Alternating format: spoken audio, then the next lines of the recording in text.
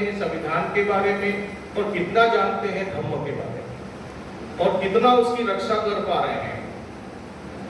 तो इसके ऊपर थोड़ी चर्चा हमेशा हम करने का प्रयास करते हैं। संगोष्ठियों में तो यही चर्चा होती है, हमेशा यही चर्चा होती है कि हम लोग बात करते हैं तो धम्म की ही बात करते हैं या संविधान की बात करते हैं या समाज के उत्थान की बात करते हैं। ऐसे अवसर पर हमें जरूर थोड़ा सा एक नियम बना लेना चाहिए कि हम क्या बात करें क्या बात नहीं करें। लेकिन हमारी भी एक मजबूरी है कि हम लोग ऐसा देखते हैं, अक्सर देखते हैं कि वो लोग जिन्हें हमें समझाना है, जिन्हें हमें बताना है, वो इससे बहुत दूर है, बहुत दूर है। तो कितने लोग समझना चाहते हैं, कितने लोग जानना चाहते हैं, इस बात को ध्यान में रख करके अनेकों कार्यक्रम इस बुद्ध विहार में भी हमने किया। भोपाल के लगभग सभी बुद्ध विहारों में कार्यक्रम होते ही रहते हैं, कंटिन्यू चलते रहते हैं। वंदना कैसे करनी चाहिए? तो वंदना करने के लिए सबसे पहली बात तो यही जानना जरूरी है कि इसको वंदना क्यों कहते हैं। हम लोग जो वंदना करते हैं, त्रिशरण, पंचशील, बुद्ध वंदना, धम्म वंदना, संघ वंदना, धूप पूजा, दीप पूजा, प्रदीप पूजा, पुष्प पूजा, तो ये पूरी जो विधि है, इस विधि को हम लोग कहते हैं वंदना। कभी हमने ये नहीं कहा कि चलो प्रार्थना करने चले, ऐसा नहीं कहते। क्यों नहीं कहते? बुद्ध की हमेशा वंदना की जाती है, प्रार्थना नहीं की जाती है, क्योंकि भगवान बुद्ध से हम कुछ मांगते नहीं है। भगवान बुद्ध से कुछ मांगते नहीं है और बाबा साहब से भी कुछ मांगते नहीं है। जो उन्हें देना था वो दे चुके, ऑलरेडी दे चुके हैं, पहले दे चुके हैं। और इसीलिए भगवान बुद्ध ने कहा, मैं मार्गदाता हूँ, मोक्षदाता नहीं हूँ। मैं मोक्षदाता नहीं हूँ, भगवान बुद्ध मोक्षदाता नहीं है, तो मार्गदाता है। तो मार्गदाता क्या दिखाएंगे? मार्ग दिखाएंगे। वो उन्होंने दिखा दिया, ऑलरेडी उन्होंने मार्ग दिखा दिया है। उस मार्ग पर चलने का प्रयास हमको करना है।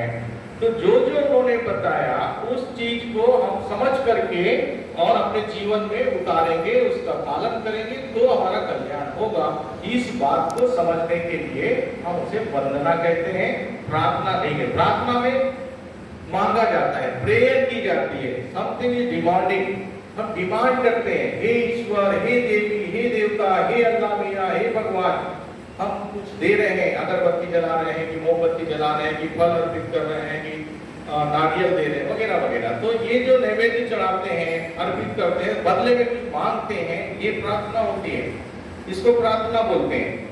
लेकिन भगवान बुद्ध के सामने हम ऐसा कुछ नहीं करते हैं, कुछ चढ़ाते नहीं है, कुछ उनको देते नहीं है।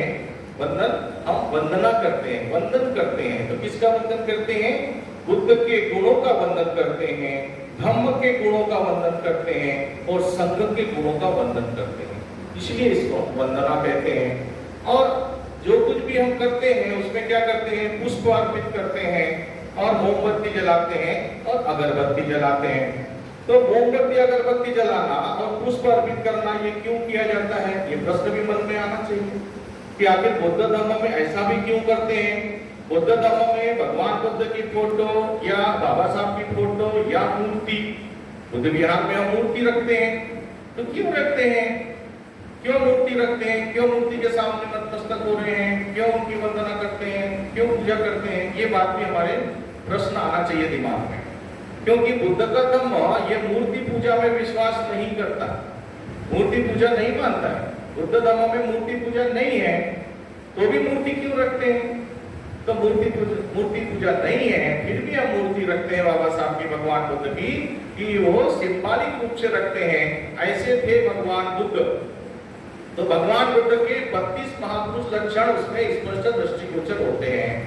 वो ऐसी मूर्तियां होनी चाहिए। यदि ऐसी मूर्ति नहीं है तो अभी हम देखेंगे कि कई जगह पर अलग अलग तरह की मूर्तियां लोग रखना शुरू कर चुके हैं। तो भगवान बुद्ध की मूर्ति ऐसी होना चाहिए जिसमें 32 महापुरुष लक्षण इसमें नजर आते हैं। उनके हाथ की बना हुआ, उनके मस्तक में एक बिंदी होती है, उनके अजान बाहु होते हैं, उनके सिर कैसे होते हैं, वो सारे उनके 32 लक्षण हैं। ये 32 के 32 लक्षण उनके फोटो में मूर्ति में दिखते हैं। ऐसी फोटो मूर्ति हमें रखना चाहिए। तो इसलिए ये फोटो या मूर्ति रखते हैं ताकि आने वाली हमारी जनरेशन को, हमारे बच्चों को पता चले कि भगवान बुद्ध कैसे थे। उसी प्रकार से बाबा साहब कैसे थे, तो बाबा साहब हमेशा सूट बूट में रहते थे, टाई में रहते थे, तो हमेशा हैंडसम रहते थे, हाथ में उनके बुक पुस्तक होती थी, संविधान होता था, बुद्ध धम्मा। सो हमारे बच्चों को प्रेरणा देने के लिए, प्रेरणा जगाने के लिए ऐसे थे बाबा साहब, इसलिए हम बाबा साहब को रखते हैं, बाबा साहब का वंदन करते हैं। तो ये वंदन हमें फोटो रखने का, मूर्ति रखने का ये कारण है। फिर मोमबत्ती, अगरबत्ती और पुष्प क्यों अर्पित करते हैं, क्यों जलाते हैं, तो ये सिर्फ और सिर्फ अनित्य बोध के लिए करते हैं। ये अनित्य बोध शायद कई लोगों ने सुना होगा, कई लोगों ने नाम भी नहीं सुना होगा। क्या होता है अनित्य बोध? तो अनित्य बोध बुद्ध धर्म का बहुत इंपॉर्टेंट रूल है, बहुत इंपॉर्टेंट सिद्धांत है, महत्वपूर्ण सिद्धांत है। अनित्य, अनित्यावत संखारा, सभी संस्कार अनित्य हैं। अनित्य है का मतलब है बदलने वाले हैं। संस्कार यानी हर कार्य, संस्कार यानी जो भी होता है, जो घटना घटती है वो संस्कारित होती है। चाहे हम बोल रहे हैं, चल रहे हैं, कोई कार्य कर रहे हैं, कोई भी बात कर रहे हैं, ये सब कुछ संस्कारित होती है, जो संस्कार बनते हैं। संस्कार हमेशा बनते ही हैं। संस्कार भी 3 तरह से बनते हैं। तो एक को बोलते हैं दुखद, एक को बोलते हैं सुखद और दूसरे को बोलते हैं अदुखद असुखद। ऐसे ही हमारे संस्कार चलते हैं, इससे वेदनाएं जागती हैं, दुखद वेदना जागती है, सुखद वेदना जागती है। तो राग है, द्वेष है, मोह से जन्म लेते हैं। ये सारी चीजें ऑटोमेटिक चलते रहती हैं, ये होता ही है। हम बोले या नहीं बोले, करें या नहीं करें, जाने या नहीं जाने, ये घटना तो घटती ही है। इसको अनित्य जानना, ये है अनित्य। अनित्य मतलब अ यानी नहीं, नित्य यानी हमेशा। जो हमेशा नहीं रहने वाली चीज है, जैसे मोमबत्ती देखा, ये हमेशा नहीं रहती है। हमने जलाई, अभी थोड़ी देर में खत्म हो गई। अगरबत्ती अभी जलाई, थोड़ी देर में खत्म हो गई। पुष्प हमने यहाँ पे अर्पित किए, कुछ देर के बाद में ये सूख जाएंगे, मुरझा जाएंगे, उनको सुखा करके फेंक देंगे। तो भगवान बुद्ध ने एक गाथा के माध्यम से इसको समझाया है। क्या समझाया है? कुतो मति धनं मति इति बालो विहयति विहयति आत्ताहि आत्तनो नति कुतो पूतो कुतो धनं। कुतो मति धनं मति इति बालो विहयति। कुतो यानी पुत्र, पुत्र मेरा, धन धन मेरा, पुत्र मेरा, धन मेरा, इति यानी ऐसा सोचकर इति बालो विहयति। विहयति यानी खुश होते हैं, नाचते हैं, इतराते हैं। कौन? बालो, बालो बाल। बाल यानी पाली भाषा में बाल यानी मूर्ख, हिंदी में उसको मूर्ख कहते हैं। तो भगवान बुद्ध कहते हैं कि पुत्र मेरा, धन मेरा, स्त्री मेरी, ये संपत्ति मेरी, ऐसा सोच करके मूर्ख लोग नाचते हैं, इतराते हैं, खुश होते हैं। इस गाथा की पहली लाइन में कहते हैं। और दूसरी लाइन में कहते हैं अत्ता ही अत्तनो नत्थि। अत्ता ही अत्ता, ये मेरा अपना शरीर मेरा नहीं है। तो कुतो कुतो कुतो धना, तो कहाँ पुत्र कहाँ धन, कुछ हमारा नहीं है, कुछ भी हमारा नहीं है। ये सब कुछ चले जाने वाला है, सब अनित्य है, सब अनित्य है। ये बात जिसकी जितनी जल्दी समझ में आ जाएगी वो उतना जल्दी ऊपर जाएगा, निर्वाण का साक्षात्कार करने में उसको मदद मिलेगी। और जो उलझा रहेगा मैं मेरा मेरा मेरा, ऐसा यदि वो उलझा रहेगा, समझिए निर्वाण से तो बहुत दूर है। उसको कहा भगवान ने ये पृथुजन है, पृथुजन है यानी पृथक जन है। ये पृथक जन है, इसको कुछ नहीं लेगा, कुछ मालूम नहीं है, कुछ मालूम नहीं है। तो ऐसे लोगों को प्रयास करना चाहिए कि ऐसी सभा सम्मेलन में भाग लें, बैठें, वंदन करें, वंदना करें भगवान के गुणों की, धम्म के गुणों की, संघ के गुणों की। तो कैसे बैठेंगे? पैर पीछे मोड़कर बैठेंगे, सिर पे पल्लू नहीं रखेंगे। भगवान की वंदना में कभी भी सिर के ऊपर में पल्लू या टोपी नहीं रखी जाती है। तो अभी हम जब जाते हैं गांव में, मोहल्लों में, तो लोग अक्सर आपको मिलेंगे पल्लू डाल करके, घूंघट डाल करके माताएं बहनें मिलती हैं, कई भाई लोग टोपी लगाए रहते हैं। उनको समझाना बहुत जरूरी है। तो भगवान बुद्ध के समय से ये परंपरा चली आ रही है। ये परंपरा कब से चली आ रही है? तो ये शाक्य संघ की परंपरा है। शाक्य संघ से ऐसा चल रहा है।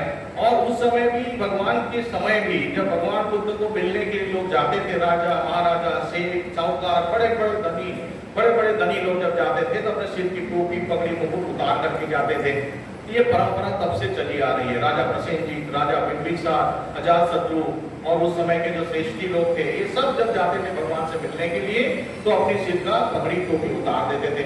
आज भी ये परंपरा चल रही है, ये परंपरा आज भी चल रही है। आपने देखा होगा कभी टीवी में या फिल्मों में आप देखते होंगे, जब कोई डेड बॉडी जाती है तो अंग्रेज लोग, पुलिस वाले, मिलिट्री वाले क्या करते हैं, अंग्रेज लोग क्या करते हैं, मिलिट्री वाले क्या करते हैं, अपने सिर की टोपी पगड़ी उतार, पुलिस वाले भी उतार, पुलिस वालों को भी है। किसी को सम्मान देना है तो सिर खाली होना चाहिए। ये परंपरा किसकी है भाई? ये बुद्ध की परंपरा है, ये हमारी परंपरा है। भगवान बुद्ध के समय से चली आ रही परंपरा कि सिर खाली करके वंदन करना, सिर खाली करके उनको सम्मान देना, की हमारी परंपरा है। आज हमको उल्टा सिखाया गया, घूंघट डालो, घूंघट डालो, सेव डालती क्यों नहीं? ओ भाई सेव क्यों नहीं डाल? हाँ तुम्हारा ससुर है कि जेठ है तो सेव डालो, मैंने पल्लो डालो। तो ये पल्लो डालना, सेव डालना, ये ब्राह्मणवादी संस्कृति है, ये बौद्धों की संस्कृति नहीं है। इसलिए लोगों को समझाना जरूरी है कि जब कभी हम किसी का आदर सत्कार करें, मान सम्मान करें तो सिर खाली होना चाहिए। तो भगवान बुद्ध के समय आपने देखा तो भिक्षु भी आते हैं, भिक्षु जब वंदन करते हैं अपने सीनियर भिक्षु, जब जूनियर भिक्षु सीनियर को करते हैं प्रणाम, तभी सिर पे तो कुछ नहीं है लेकिन दाहिना कंधा खाली कर देते हैं। भगवान को वंदन करते हैं तो दाहिना कंधा खाली कर देते हैं। ये परंपरा हमारे देश की बहुत पुरानी परंपरा है, आज भी गाँव में जिंदा है। गांव में आप जाते हैं कभी, आप देखेंगे कि वहां जब भोजन होता है, चाहे कोई शादी हो, ब्याह हो, कोई अवसर हो, कोई मकान का उद्घाटन हो, ऐसे अवसर पर वहां पर पंगत बैठती है। और जब पंगत बैठती है गांव में, ये तो बफे सिस्टम अभी आया, बड़े शहरों में आया, आजकल थोड़े गाँव में भी जा रहा है, लेकिन अभी गाँव में उसका उतना नहीं फैला। तो वहां जब अभी पंगत बैठती है तो लोग बैठते हैं, तो खाना खाने जैसे बैठते हैं, भोजन करने के लिए बैठते हैं, तो जो बड़े बुजुर्ग लोग होते हैं अपने सिर की टोपी या पगड़ी उतार करके घुटने पे रख लेते हैं। आपने देखा होगा ऐसा करते हैं। अब उनसे आप पूछोगे क्यों दादा ये टोपी पगड़ी क्यों उतार दी आप लोगों ने, तो बोलेंगे हमें नहीं मालूम क्यों उतारा, लेकिन हमारे बाप दादा करते थे तो हम भी करते। ये हमारे बाप दादाओं की परंपरा है कि ये सिर की टोपी पगड़ी उतारते हैं। किस लिए उतारते हैं? भोजन को सम्मान देने के लिए। ये भोजन है, ये हमारे जीवन का साधन है। भोजन करते हैं तो जिंदा रहते हैं, भोजन नहीं करेंगे। भगवान ने कहा ये पहली बात है कि भूख ये सबसे बड़ा रोग है, ये भगवान बुद्ध ने बताया। तो भोजन ये बहुत अनिवार्य है, ये भगवान बुद्ध ने समझाया, और इसको भी सम्मान देना चाहिए। तो सम्मान देने की परंपरा हमारी है। तो सिर की टोपी पगड़ी उतार देंगे, पैर पीछे मोड़कर बैठेंगे, कोशिश करेंगे घुटने मोड़कर बैठे, नहीं बैठ सकते तो सुखासन में बैठे, पैर सामने करके नहीं वंदना करते हैं। तो वंदना करने का ये तरीका है, ऐसी वंदना हम करेंगे। उसके बाद में जब वंदना कर लेते हैं, त्रिशरण पंचिल जितना भी करें, पूरी वंदना करते हैं, पूरी आदि करते हैं आदि, त्रिशरण पंचिल भी अपने आप में महत्वपूर्ण है, पर्याप्त है। त्रिशरण पंचिल के हम कर लेते हैं तो भी पर्याप्त है निर्माण के, तो इतना भी हम करते हैं और पालन करते हैं तो हमारा कल्याण होता है। और लास्ट में हम लोग पंचांग प्रणाम करते हैं। तो पंचांग प्रणाम कैसे करते हैं? 5 अंगों से प्रणाम करते हैं। 2 हमारे पैर होते हैं, 2 हमारे हाथ होते हैं और 1 हमारा मस्तक होता है। मस्तक को उत्तम अंग कहा गया है। तो ऐसा जब बैठते हैं, भले हम पालती मार करके सुखासन में वंदना कर लें, लेकिन जब प्रणाम करने के लिए बैठते हैं तो पैर पीछे मोड़ करके वज्रासन में बैठना चाहिए और वज्रासन में बैठ करके ही प्रणाम करना चाहिए। तो ये विधि है हमारे यहाँ पर। प्रणाम करने की 3 तरह की विधियां होती हैं। ये 3 विधियों को समझ लेंगे तो पहला तो होता है दंडवत प्रणाम, एक होता है पंचांग प्रणाम और एक होता है साष्टांग प्रणाम। तो दंडवत प्रणाम तो विदेश के लोगों को आपने देखा होगा, डंडे जैसे खड़े होते हैं, फिर लेट जाते हैं, फिर खड़े हो जाते हैं, फिर लेट जाते हैं। तो इस तरह से दंडवत प्रणाम होता है। और पंचांग प्रणाम हम लोग करते हैं। इसी में कुछ लोग साष्टांग प्रणाम में 6 अंगों से प्रणाम करते हैं, उसमें लोग नाक भी रगड़ते हैं। तो 2 हाथ 2 पैर 1 मस्तक, ये 3 तरह से हम प्रणाम करते हैं। ये प्रणाम करना चाहिए। आदरणीय मेशराम जी ने मुझे आग्रह किया कि थोड़ी सी चर्चा जरूर करें ऐसे अवसर पर। मैंने उनकी बात को ध्यान में रख करके आपका समय लिया, क्योंकि आपने ध्यान से सुना, इसके लिए आपका मैं मंगल कामना करता हूँ, मैं पुण्यानुमोदन करता हूँ। आदरणीय एडवोकेट सिद्धार्थ बंसोड़ साहब का कि उन्होंने जो कार्य किया है अपने जीवन में, जो कुछ बचे हुए कार्य हैं वो उनका परिवार करे। परिवार के साथ में हमेशा समाज जुड़ा हुआ है, समाज हमेशा आपके साथ रहेगा, आप समाज का साथ दीजिए। बुद्ध विहार से जुड़े रहते थे, वो हमेशा आते थे। मैं देखता था अक्सर वो बुद्ध विहार में आते थे, वंदना में भाग लेते थे, संगोष्ठी में भाग लेते थे, अपने घरों में प्रोग्राम करवाते थे। तो उनका पुण्यानुमोदन इसी बात पे है कि उनके बचे हुए कार्यों को आगे बढ़ाएं और दान पारमिता पूरी करें, दान पारमिता पूरी करें। पारमिताएं दसों की दसों पूरी करनी है, लेकिन दान पारमिता बहुत महत्वपूर्ण पारमिता है। और उसमें भी सब दानम धम्म दानम जिनाति, धम्म को यदि दान दिया जाता है तो सर्वोपरि होता है। इसी बात के साथ अपनी बात समाप्त करता हूँ। सबका मंगल हो, सबका